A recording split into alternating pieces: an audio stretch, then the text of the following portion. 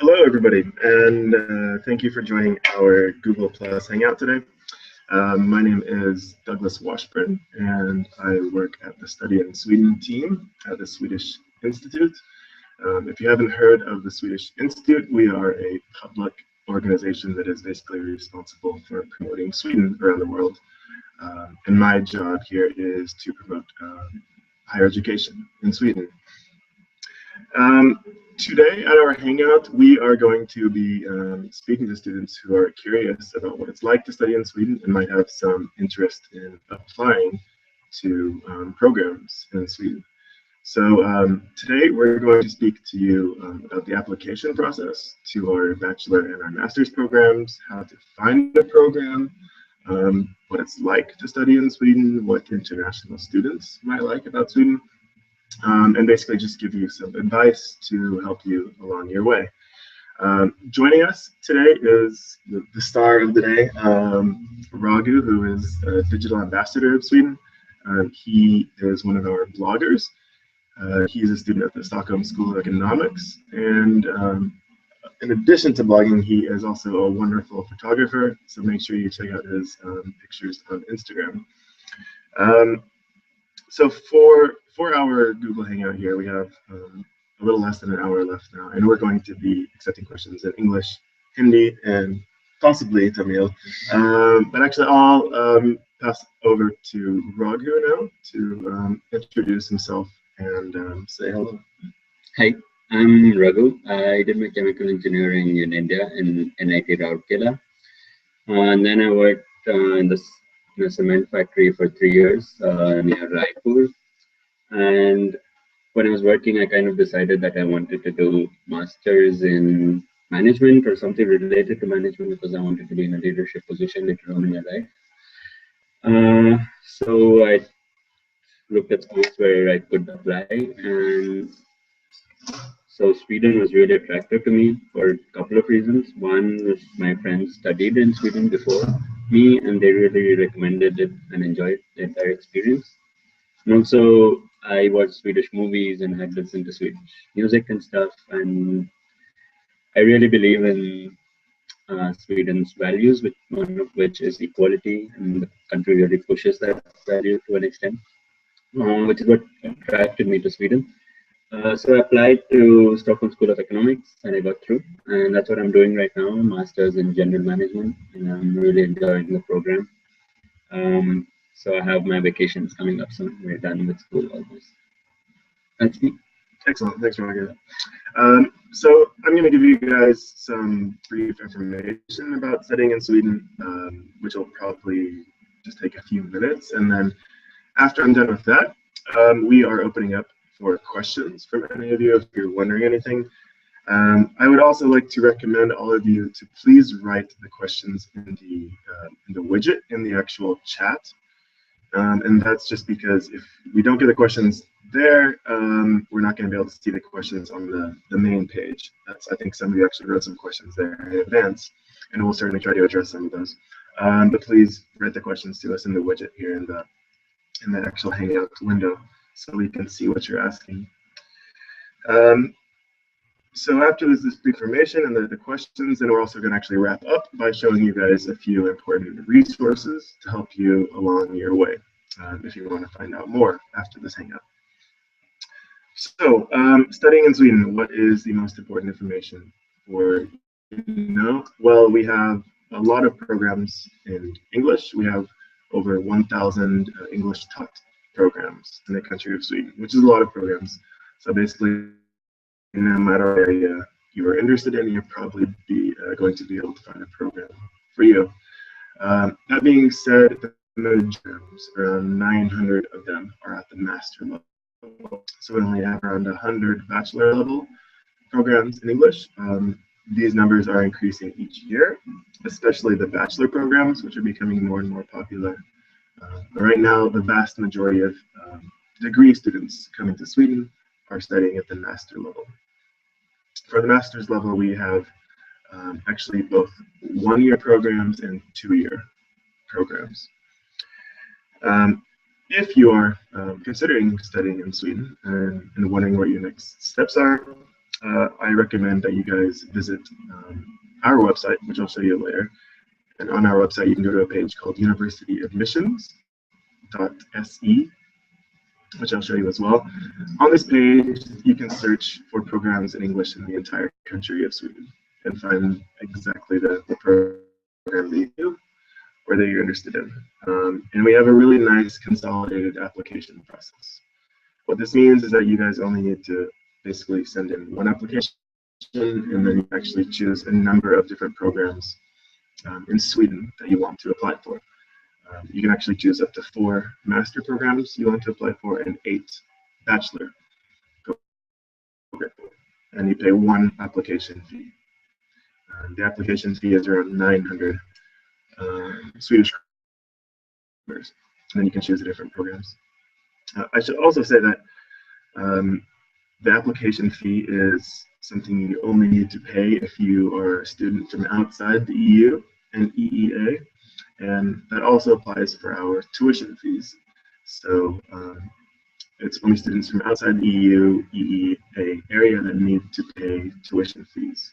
And the tuition fees are going to range on average from around 90,000 Swedish kronor per year up to about 140,000 Swedish kronor per year, though it can vary on the program, the university, and even be outside that range as well. So that's some very basic information to get you guys started. We're going to get started with the questions here now, and I'm actually going to ask Raghu how he found out that studying in Sweden was an option, and also how he identified the program that you're currently studying. So like I said before, like some of my friends were actually studying in Sweden and they really enjoyed the experience. So a lot of my friends were also studying in the US. So I applied to some universities in the US as well. But when it came to like making the final decision, I felt more inclined towards Sweden. So how did I identify my program? So I don't have a business or economics background, and I wanted to do a master's in one of those things, mainly business. So there were not too many programs that were actually available to me. And I wasn't aware of the university admission web page either, that you could find all the programs in one web page. So I actually went to a lot of university websites and tried to find the programs. It was clumsy, and I might have even missed a couple of programs, to be honest. That's how I found out, because it was one of the few programs that was open to non-business and economic students. Okay. Excellent. Maybe I can actually give you guys some advice as well for those of you who are considering studying in Sweden. I guess what the maybe most important thing to consider is, and I mean, obviously you need to find a program you're interested in. You know, that's why you're coming here to get a degree, a master's degree, or a bachelor's degree. My main advice basically to all of you is to start early. Try to find your program early. Make sure you start your application process early. And that's because we have an application deadline that is generally in the middle of January. So for those of you listening today, if you are interested in applying, the first application deadline is going to be in January, and that's for programs starting in late August 2016. So you certainly have a lot of time, but that being said, I think that there are a few steps that can take quite a bit of time. If you need to have, for example, English language proficiency tests, if you need to verify documents, if, for example, you maybe forget to send in something, then if you apply early, you still have time to complement your application and get in all those documents. Also, my other tip is to put a lot of time into your motivation letter. Obviously, you can't affect your grades at this stage, but your motivation letter is something that a lot of universities put a lot of focus on. So explain, you know, why you studied what you did, explain why you are interested in the program you're applying to, explain how you think you can use those skills in the program you're interested in your future career or future job, or to how to maybe make some positive change or impact in the world. So your motivational letter is something that you should not put together last minute. I know that's easier said than done, but it can really make a large impact in your chances of getting into your program. Do you remember your motivational letter and if it took a lot of time? Or? Yeah, exactly. I can talk about how or when I started my application process, and that was almost a year before submission thing. Yeah, it was so because I had to prepare for my GMAT, so I spent 2 months preparing for that, and I was working as well. I was to do like 12 hours a day for 6 days a week, so I had very little time, and I had to optimize that time. So I started almost a year earlier, and then how I approached the application process was that I applied to a lot of schools, and so I would do them in like batches. I would apply to 2 schools in the early like September deadline or something like that, October or September, not to Sweden, and then I would learn from those rejections in the next application. So by the time it came up to January, I had done quite a lot of applications, and they were refined and getting better. So yeah, I guess you need to spend maybe 100 hours or 200 hours or something, and you can start that 1 year from before, or 6 months, or just a month before. That's up to you how much time you put in to it, or when do you want to put into it. As far as my motivation letter goes, like it was quite clear as to why I'm doing this, what I wanted to do the program for, and why I was working in the cement factory, and how it was connected, and what it implies for the future. And I also think like schools like to hear that you're going to contribute something to the class. Yeah, that's good. Because at least in Sweden, it's super like peer focused. For example, we had this last class which was mostly just discussions. The teacher was just a facilitator for discussions. We said you guys have enough experience to learn from each other. So in that case, it should be reflected in your letter that you bring something to the class which no one else in the world or application pool can really bring. That would be a nice thing to emphasize on. Nice, that's excellent advice. Did Stockholm School of Economics require a GMAT? Yeah. It required either GMAT or GRE. Okay. And this was also something I wanted to say. Like the school, I think, gives a lot of emphasis on the motivation letter, because I have students or classmates with a low GMAT score or a high GMAT score, good grades, bad grades, all kinds of people. So it's not just the grades that are used as a judgment criteria, but what exactly you bring to the program and why you want to be connected to the school, and will you be like a good ambassador for the school after the program is over. Those kinds of more important questions, I think. Yeah, I think that's really good advice. Absolutely. Raghu, can I ask you, I guess, what are some of the main differences you've realized so far studying in Sweden compared to studying in India? So I think one of the big differences was the amount of freedom and responsibility and trust that they give you in Sweden. I felt like in India when I was studying, it was very much students are told what they have to do, and they're assigned homework, and it's very push kind of a learning, very much externally motivated. But here you're just given freedom and responsibility, and you're kind of the person who is responsible for your learning. So no one pushes you. If you don't want to write an exam, that's okay. If you don't want to come up to class, that's okay. And kind of realize that that is your loss. You're coming all the way to Sweden and you're not going to learn anything. So, but that freedom and responsibility means there's added flexibility. You can study late at night if you want. You can study in the morning if you want. And there's also a kind of the motivation comes from within. Like you really know why you are doing this and what appeals to you in this class, in this program, and things like that. Anyway, the teachers are motivated that way. Like so they bring in different kind of learning. Every teacher, it's not super standardized. I feel like every teacher has their own way of teaching, which suits the subject. Sometimes it doesn't suit the subject, but it's always fun and interesting and new. And there's also like a lot of discussions in classes, a lot of hands-on kind of learning. For example, we've worked with a lot of our companies already in my last year.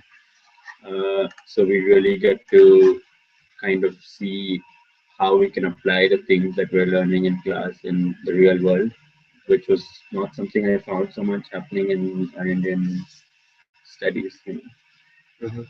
So if I had to like conclude, I would say that you're given a lot of freedom. There's a lot more discussions. There's not so much emphasis on getting the best grades. There's also not like too much competition in the class. Like our school is supposed to be one of the most competitive schools in Sweden. And even there, I feel like it's very collaborative. Like it's very often that before the exams, you ask friends from all your help from all your friends, or even if you're doing a group project, it's very common for one group to help another group or add some insight to their solution and things, which is I had never heard of it. It's basically like if one person wins, another person is going to lose, but that's not the attitude we have in our class, which is really interesting and enabling, I think. Excellent. We actually had a question that just came in on the main page about scholarships, and I'd also just like to remind everyone that if possible, can you please ask the questions here in using the Q&A widget. There's a question about scholarships. What scholarships are available to international students? So where I work, basically the Swedish Institute, we have scholarships called Swedish Institute Study Scholarships, and this program unfortunately was put on hold for students arriving this coming autumn. So we didn't have any of these scholarships. That being said, we did still have scholarships for students from the Baltic area, Russia, and Eastern Europe. And we had scholarships as well for Syria, for South Africa, and a few other scholarship programs. But for those of you who are listening, you basically want to know what kind of scholarships we have next year. So all the signals we have received right now from the government are that we're going to have our study scholarship program once again and these scholarships are basically the large national scholarship pool for highly qualified students. We're not going to know for sure until probably around November, I would think, this fall. But I don't think you have anything to worry about. All the signs we received so far are that we're going to have the scholarships as well. So in addition to these Swedish Institute scholarships that we have, there's also going to be university scholarships that you can get as well. The difference is that the scholarships we offer are going to basically cover all your costs, so your living expenses and your tuition fee. Whereas scholarships from the universities generally cover your tuition fee or a part of your tuition fee. And I think, Raghu, you actually have a scholarship from the Stockholm School of Economics, is that correct? Yeah. So the Stockholm School of Economics, I think, offers one or two full tuition scholarships, but and I think 10 half scholarships, and I have one of those half scholarships. But the thing is, I feel like the competition for the scholarships is not too much. So first, only students that get through can apply to it, and only non-European students and non-Swedish students apply to it, right? Okay. Because everyone else has it for free. So then, if there are 500 people, then almost 250 of them are European and not, so you have basically maybe 200 students applying for 10 to 15 scholarships, which is not bad. It's quite good. Yeah. And I got a half scholarship. So that's just half the tuition fees, but doesn't cover the living expenses. Okay, yeah, congratulations. There is certainly some competition for scholarships at the national level. I mean, you certainly have decent chances of getting a scholarship, but I don't want every student listening to this to think that of course you're going to get a scholarship if you do apply. Generally, the deadline for at least the national scholarships from the Swedish Institute is shortly after the application deadline. So you have about a week or two from mid-January after you've sent in your application to then quickly also apply for a scholarship. And it's two different processes here as well. I don't know if you remember the application process, Raghu, but are there any parts of that you found maybe confusing, or that you possibly have suggestions on dealing with for the people listening? So, I mean, when I had never applied, so I found the entire process of going from India to Sweden quite challenging because uh, everything had to be done on my own. I felt like an independent, responsible adult person doing these things, and somehow I didn't feel like that before. So basically, like in India, when we're doing all these applications to even MBA schools, like you just write an exam, and if you get through the exam, you have your seat. There isn't any kind of, some of them have interviews, but there's no real motivation letter, no CV, and things like you have to put an effort to show what you bring. As you know, why are you different from the other 1,000 people who have got similar grades like you? So that I found was really challenging because you really have to do two things. Either you have to be really better, and you have to understand what strengths you have and what weaknesses you have, where you can work on, what you can bring, and things I hadn't thought so much about. So that was really interesting. And even the entire visa process to apply and come to Sweden, I felt it was also had to be done on my own. I had to arrange for the finances, I had to get the bank statements. Then I was applying for, so I mean, when you're applying for these things, the problem is that if you're doing it alone, you have no one to blame either. So if the visa process didn't go through or something, I would know that I was the person who's messed it up somewhere.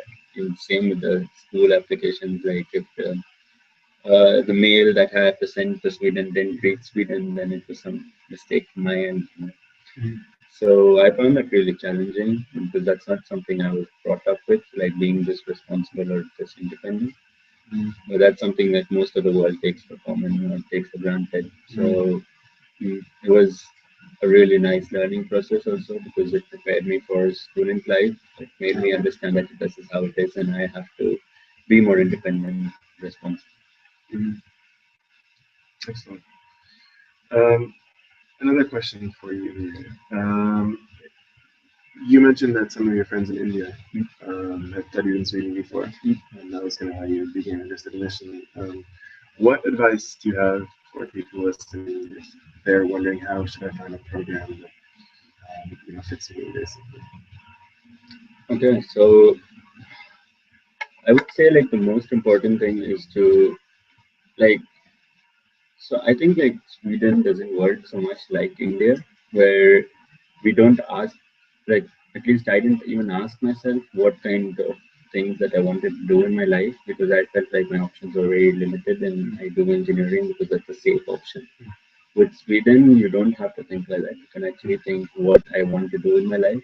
For example, my flatmate is a carpenter and he is doing very well in his life. He has a house, he has a car. And you can be even a carpenter and have a full life in Sweden, which is not something you can even imagine in India. So I would suggest from just starting like what you really want to do, what would make you work for 60 hours a week for all your life and make you happy doing that. If you can start with that passion or that spark within you, then build on it. It would be a Sweden could work for you that way, rather than just looking at which is the safe career option and how can I get a job and those kinds of things. Those things sort themselves out much easier if you know exactly what you want to do and why you're doing it. I think that's excellent advice for not just people listening, but for everyone. Yeah, absolutely.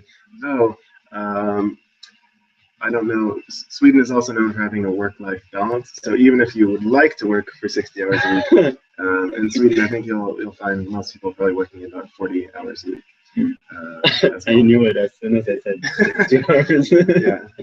No, I mean, your studies are going to be full-time studies as well, and expect to spend at least 40 hours a week. I think studying when you're here doing a program as well.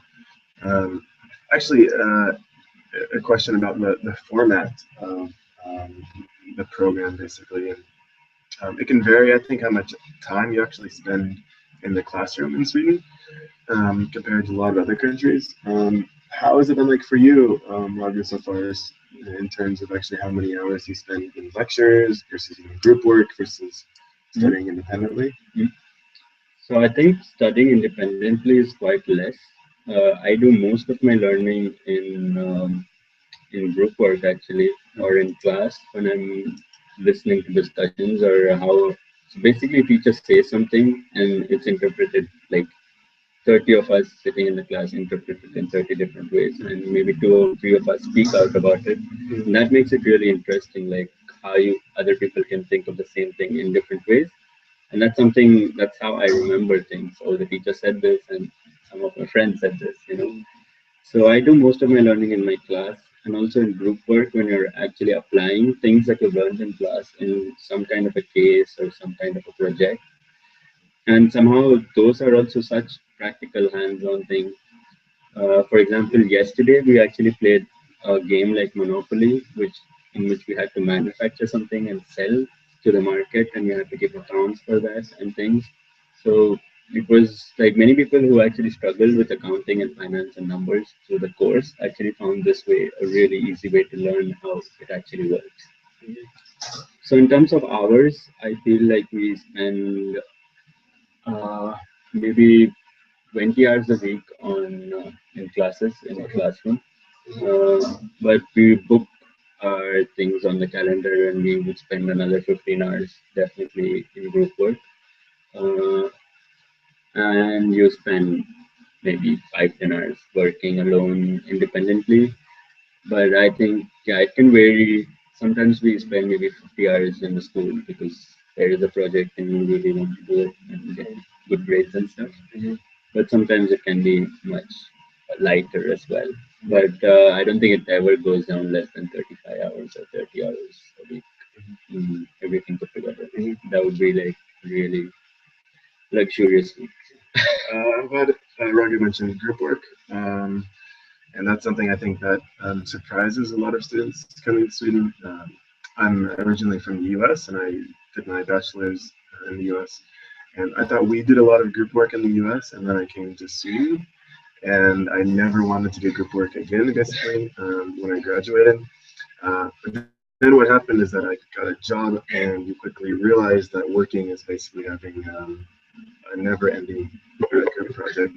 So I think that's something that a lot of students are really, basically what they really appreciate and get out of their studies here. The ability to be a team player, to work in a group, because these sorts of skills are really important for you once you graduate and basically start your career. But what do you like? You interact a lot with students, right? From all over the world. So what do they tell you that they like about Sweden? Yeah, that's a good question. So I would say basically you can break it down into two things. So the students that have been in Sweden, um, when they talk about what they gained from studying in Sweden, so certainly the group work. But then to touch on something Raghu said, and that is basically independent thinking, critical thinking, thinking analytically.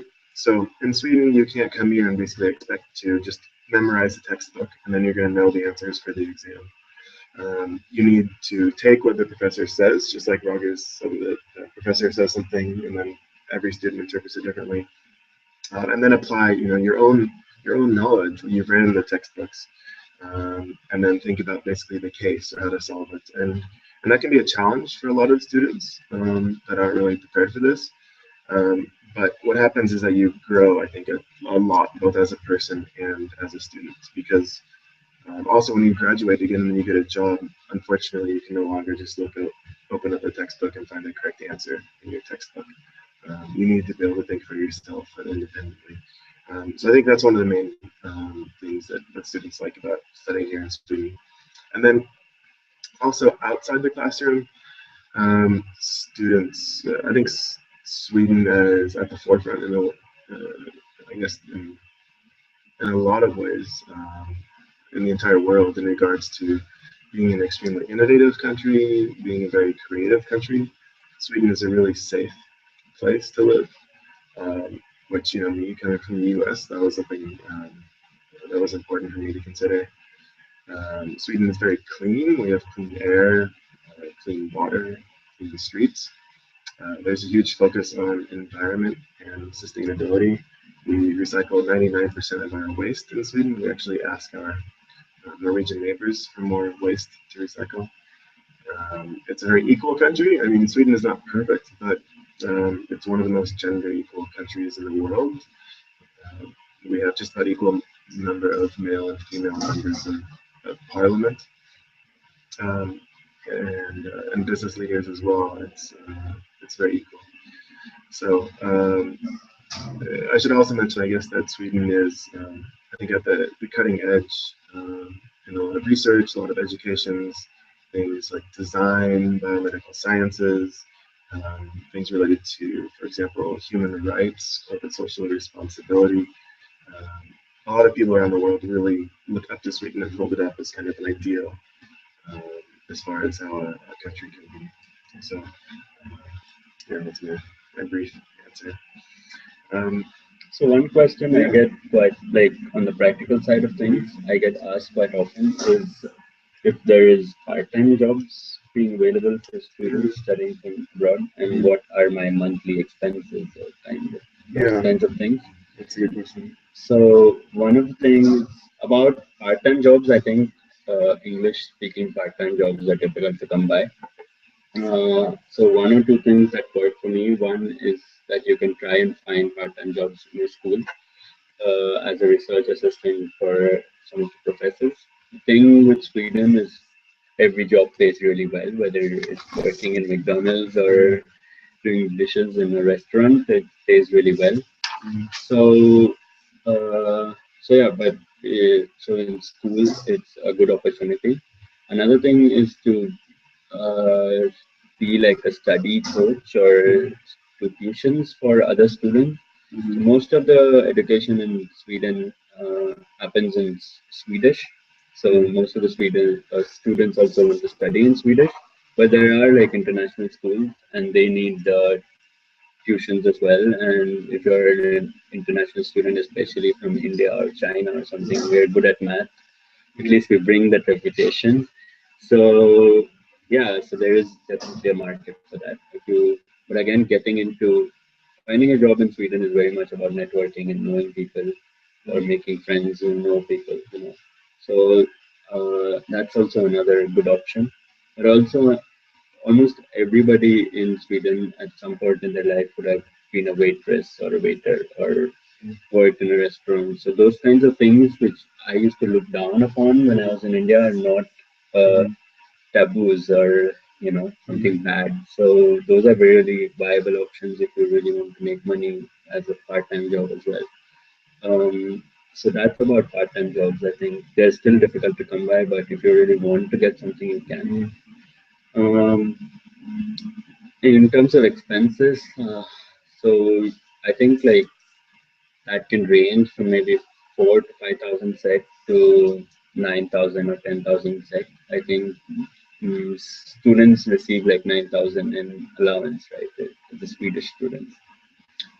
Yeah, approximately. Yeah. And just so you know, when you apply for your residence permit, the migration agency wants to see you basically that you have around 8,000 Swedish kroners per month for your program, and that applies for 10 out of 12 months. So not the entire 12-month period. But yeah, sorry. Yeah, Yeah. exactly. So I mean, when you're spending, you can spend from I would say 5,000 crowns to 9,000 crowns, depending on how lavishly you live your lifestyle. So at least in Stockholm, which is a little bit more expensive than the other cities in Sweden, you could have a house from 3,500, a room in a house from 3,500 to maybe 5 or 6,000 crowns. So I spend around 3,500 for my room, and then you have this SL card for transport for another 500 crowns per month. And after that, it's your living expenses, which is groceries, anything outside, and going to a bar sometimes, those kinds of things. So all of that put together, you should have a budget of another 2,000 crowns, I would say at least. And if you want to eat out more and things like that, you can of course increase it. So I spend around 5 or 6,000 crowns a month, uh, but I don't eat out too much. And I cook daily, and I like my cooking, so it's easy. And what do you cook? I cook a lot of Indian food. Uh, this is something I was worried about before coming here. A lot of Indian students are. Yeah, of course. Yeah. Because I firstly didn't know there are so many Indians in Sweden. I was pleasantly surprised. Mhm. So you have all kinds of groceries, and there are like loads of different types of grocery stores in Sweden, at least in Stockholm, and I think even in Uppsala and Gothenburg for sure. So you get all kinds of groceries, so I can cook almost any Indian dish quite easily. But I had to bring some utensils, which I felt were like really specific and we needed, like a cooker that we use. But otherwise, it's been really comfortable because there are loads of Indian groceries where you get all kinds of spices, you get ready-made food as well, you get some fresh vegetables, which you don't find in the other grocery stores in Sweden. So yeah, it's quite easy for me in that sense.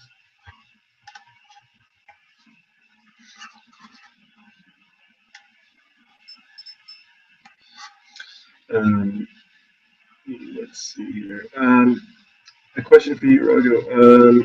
Actually, you mentioned, I think, Swedish briefly, and just that I think it can help to get a job, for example. Have you learned any Swedish yet? Yeah, so before I came to Sweden, I was really enthusiastic. So I actually did some courses online and tried to learn some Swedish before I came here. And then for the first 6 months, I did 2 courses in Swedish in my school, which was also very useful. And then I am doing right now SFE, which is Swedish for Immigrants, which is a free Swedish course by the government of Sweden for everyone.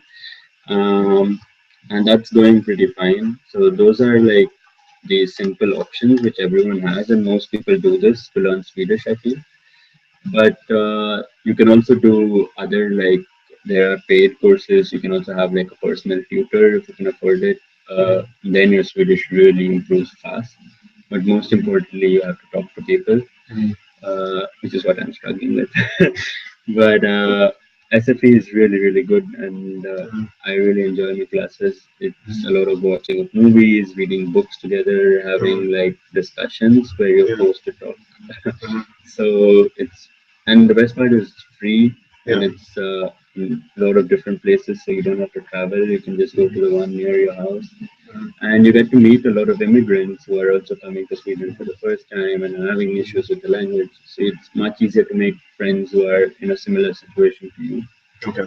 So it was really interesting. Other than that, there's a lot of, I think Jesus wrote a really good blog post on the Swedish resources online and how he went about learning Swedish. But I think it's about being like patient and just practicing and practicing, and then you finally get the hold of it. Do you think Swedish is a hard language? No, I don't think it's a really difficult language if you know English. There are a lot of similar words also. I mean, Germans learn it really, really fast. Yeah, exactly. Swedish is a Germanic language, just like English. So, like Raghu said, there's a lot of words. You can almost guess sometimes if you don't know the word. Pen is penna in Swedish. So a lot of similarities. Yeah, so it wasn't really difficult, but I think it's the same with any language. Like, it's easy to learn to a certain level, and then once you hit the plateau, you just have to keep going and going and practicing. And then you reach the right, nice level. But yeah, it has a lot to do with practice, though. So now I guess two things about that. One of them is in regards to learning Swedish. If any of you are interested in staying in Sweden after your studies and working here to get some international work experience, I would really recommend trying to learn a little Swedish. Even if it's just extremely basic Swedish, that's really going to help you guys to get a job. It's going to help you make friends, understand the culture. It's a sign of respect as well. And in regards to getting a job after your studies, luckily now we have basically new, I guess you can say, among the most liberal labor immigration laws in the world. So international students, if you would like to stay in Sweden and work after you graduate, you can apply for a 6-month extension of your residence permit so that you can look for work. And if you get a job, then basically it's just a formality to extend your residence permit and get a work permit. You don't need any extra work permit if you want to work while you're here. You're able to work without any issues. But I think it's good for you to know that you have that 6-month window from the end of when you graduate to look for a job in Sweden. Let's see here. Do you remember the process? We get a lot of questions. I'm going to go back to the application process now because we get a lot of questions about this. And I don't know if you remember what it was like certifying your documents, Raghu.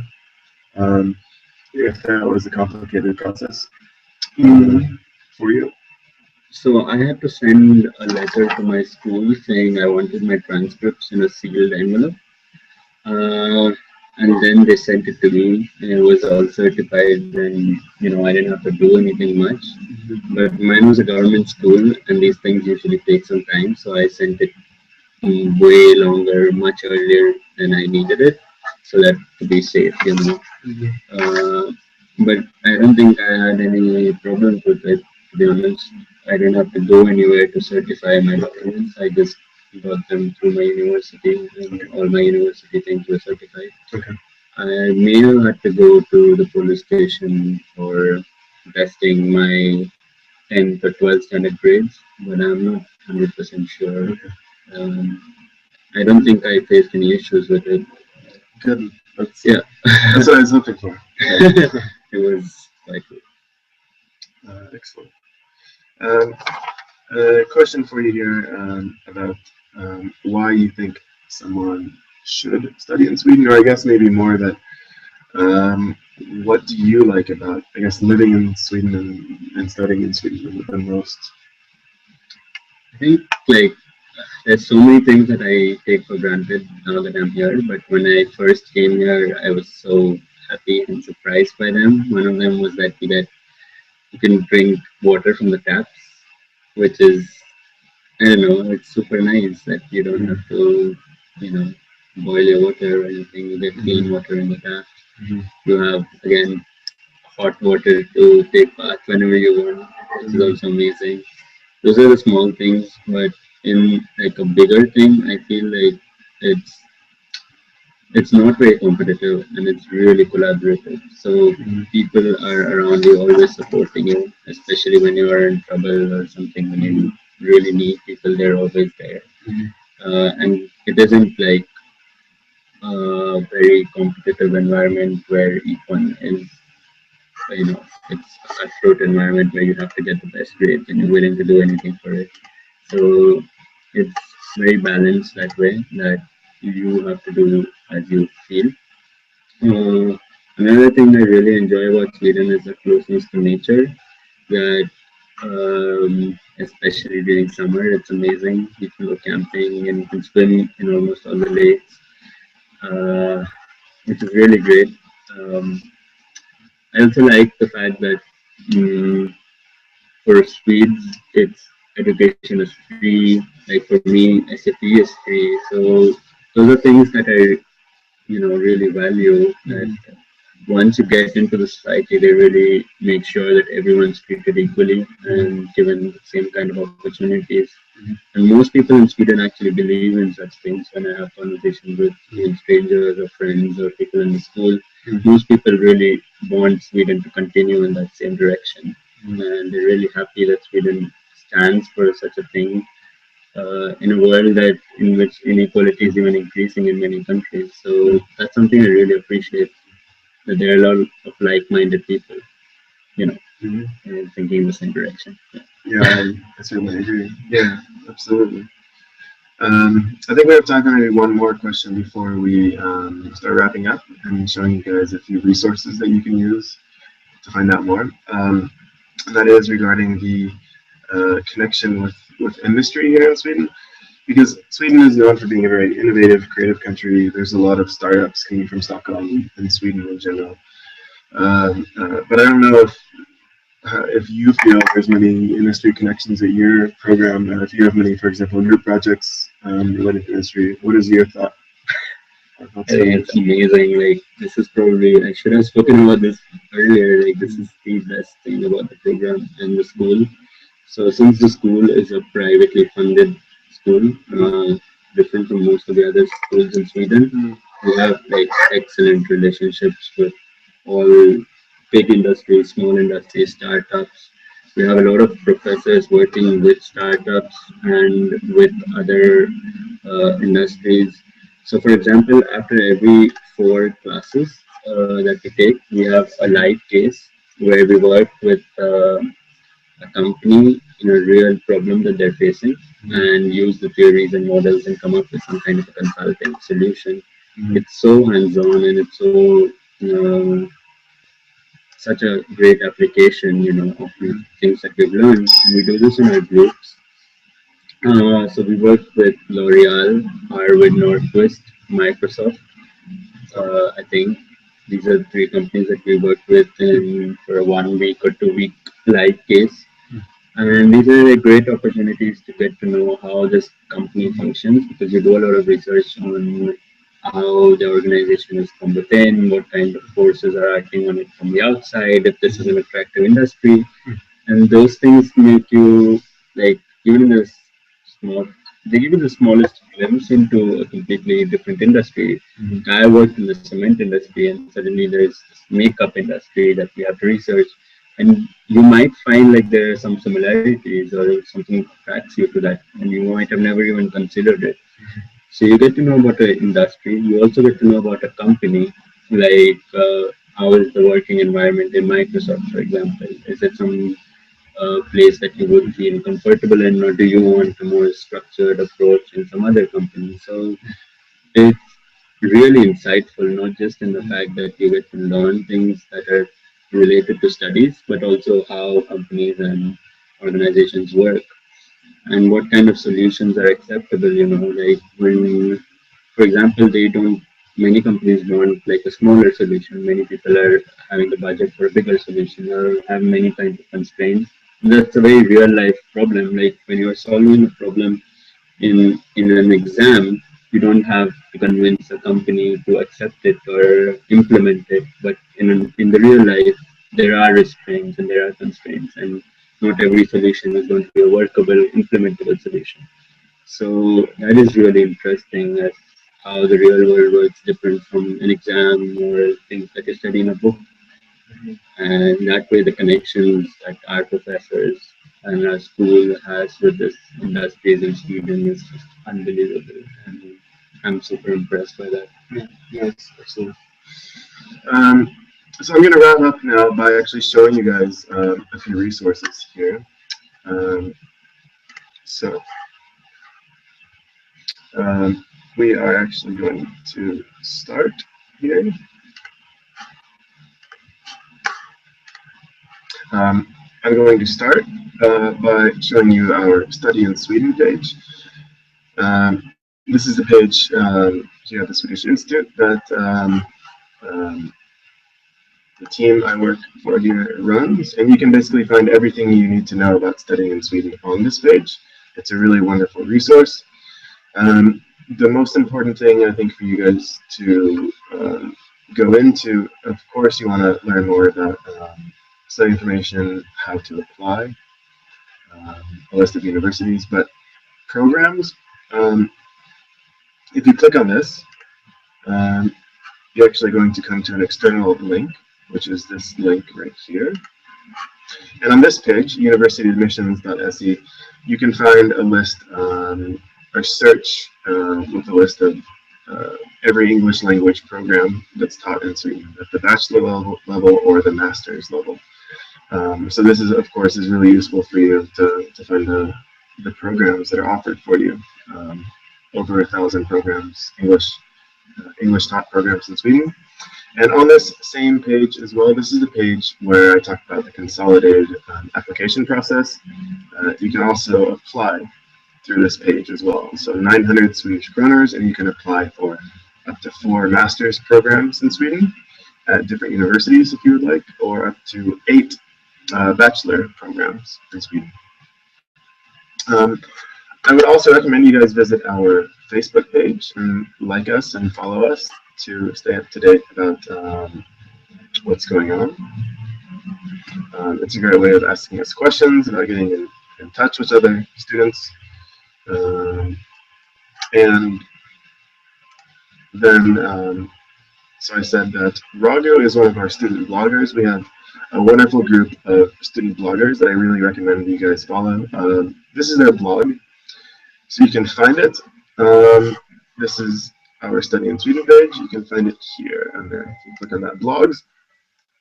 And you can find our bloggers here.